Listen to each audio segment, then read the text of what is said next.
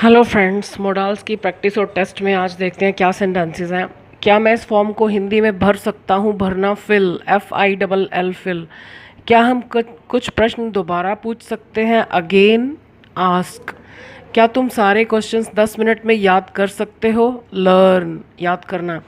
क्या एक छोटा बच्चा भारी वज़न उठा सकता है? भारी वज़न, हैवी वेट, उठाना, लिफ्ट। स्टूडेंट्स टीचर से पूछ रहे थे कि क्या वे एग्ज़ाम्स की तैयारी के लिए छुट्टियां ले सकते हैं। छुट्टी लेना टेक लीव होता है, टेक हॉलीडे कभी भी नहीं होता है। एंड तैयारी, प्रिपरेशन। बच्चों ने अपने माता पिता से पूछा कि क्या वे पिकनिक पर जा सकते हैं। माता पिता, पेरेंट्स, गो ऑन पिकनिक।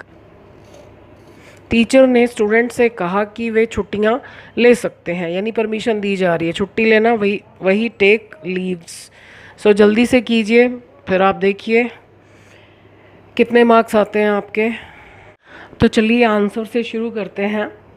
क्या मैं इस फॉर्म को हिंदी में भर सकता हूँ? अब सकता हूँ के लिए कैन भी आता है और मे भी आता है, लेकिन ये परमिशन मांग रहा है, तो परमिशन के लिए हम मे यूज़ करते हैं। स्पोकन में कैन यूज़ करते हैं लोग, लेकिन एग्जैक्ट आंसर इसका है may I fill this form in Hindi.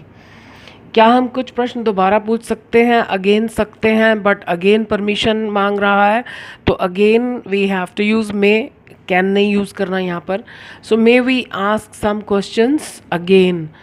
क्या तुम सारे क्वेश्चंस 10 मिनट में लर्न कर सकते हो? अब फिर सकते हो, ये भी सकता है, ये भी सकता है, लेकिन ये परमिशन नहीं मांग रहा।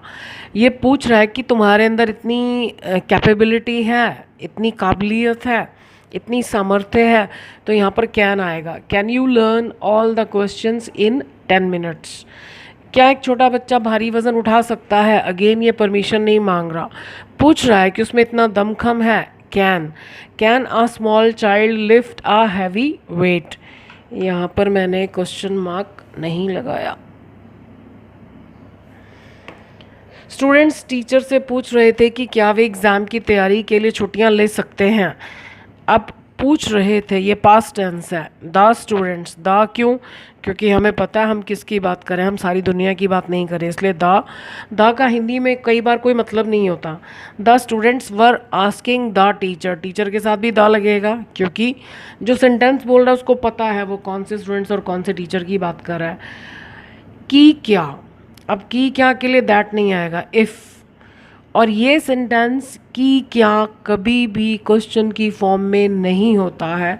अगर आप इसको क्वेश्चन की फॉर्म में लिखोगे तो ये गलत हो जाएगा, क्योंकि इससे पहले एक सेंटेंस आ चुका है, ये सेकंड पार्ट है ये। और वैसे भी पूछ रहे थे क्या, तो ये जो है ना, ये इसका ऑब्जेक्ट है, ये क्या का जवाब है। तो क्या के जवाब में यदि हमें कोई सेंटेंस मिलता है तो वो कभी भी क्वेश्चन की फॉर्म में नहीं होता है। और दूसरा रूल हमें क्या ध्यान रखना है कि अगर ये पास्ट टेंस है तो यहाँ पर भी पास्ट फॉर्म्स ही यूज़ होंगी।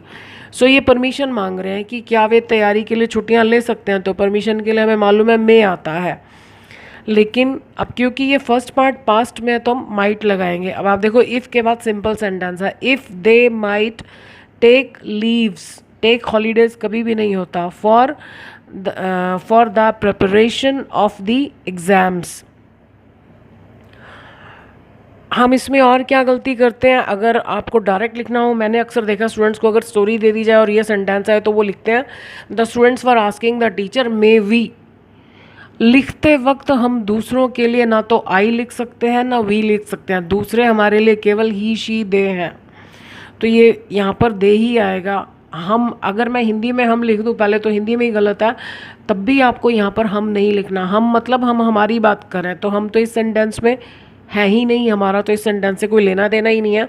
सो इफ़ दे माइट, हमने मे की पास्ट फॉर्म लगा दी माइट, और यहाँ पर फर्स्ट फॉर्म ही रहेगी। अब हिंदी में भले ही सकता है आ रहा है, हम यहाँ मे नहीं लगाएंगे, इस वाले पार्ट को क्वेश्चन की फॉर्म में नहीं लिखेंगे। ये गलती हम बहुत करते हैं, बार बार करते हैं, और पीछे क्वेश्चन मार्क नहीं आएगा, क्योंकि ये फर्स्ट वाली क्लॉज जो है ये सिंपल है। अगर ये क्वेश्चन की फॉर्म में होता तो हम इसको क्वेश्चन मार्क लगाते।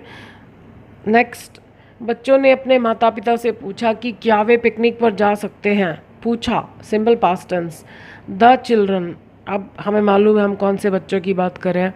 The children asked their parents, अपने की इंग्लिश आपको पता है, अगर यहाँ पर पूछने वाला ही है तो हिज पेरेंट्स, शी है तो हर पेरेंट्स, और जब ज़्यादा लोग हों या दे हो तो देयर आता है।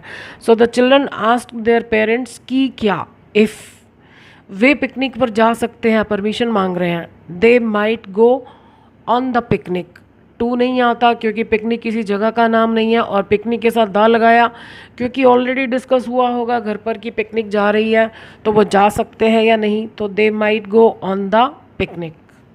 टीचर ने स्टूडेंट से कहा कि वे छुट्टियां ले सकते हैं। जैसे यहाँ पर स्टूडेंट ने टीचर से क्वेश्चन पूछा था कि क्या वे छुट्टियां ले सकते हैं, तो टीचर ने कहा, the teacher told the students, student से कहा, तो यहाँ पर सैड लगाने की ज़रूरत नहीं क्योंकि हमें पता है किसको कहा, टोल्ड के बाद किसको कहा बताना ज़रूरी है।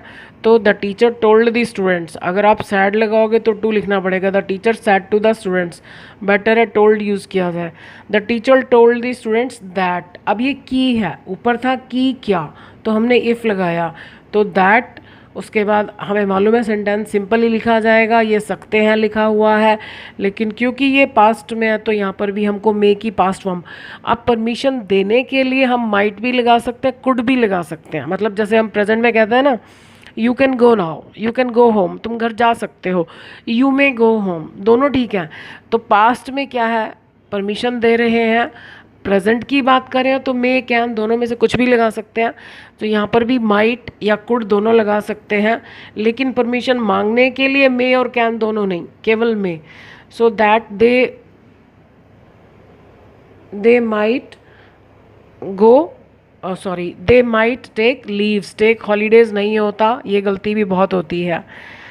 सो आई होप अब तो आपके अच्छे मार्क्स आने शुरू हो गए होंगे, अभी भी नहीं आते कोई बात नहीं, अभी हम और प्रैक्टिस करेंगे। So I wish you all the best, thank you for watching this video.